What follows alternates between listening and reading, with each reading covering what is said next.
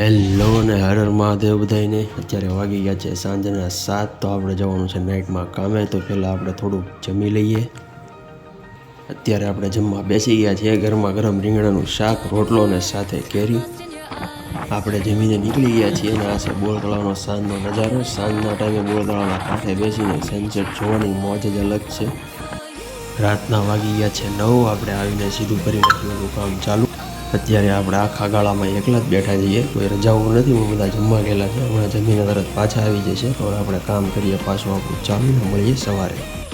સવારના વાગી ગયા છે 6 અને આપણું કામ થઈ ગયું છે પૂરું. તો હવે આપણે પાછા નીકળશું અહીંથી. હનુમાનજી મહારાજના દર્શન કરીને નીકળી ગયા છીએ. અહીંથી આપણે બીજું જૂતા ઘરે નહીં પણ રનિંગ કરવા માટે. અત્યારે આપણે પહોંચી ગયા છીએ વિક્ટોરિયા પાર્ક. વિક્ટોરિયા પાર્કની અંદરનું લોકેશનના બધા વિડીયો તમારે જોવો હોય તો આની પહેલાં મેં 2 વિડીયો અપલોડ કરેલા જ છે, તો જોઈ શકો છો. તો હવે આપણે જઈએ અંદર.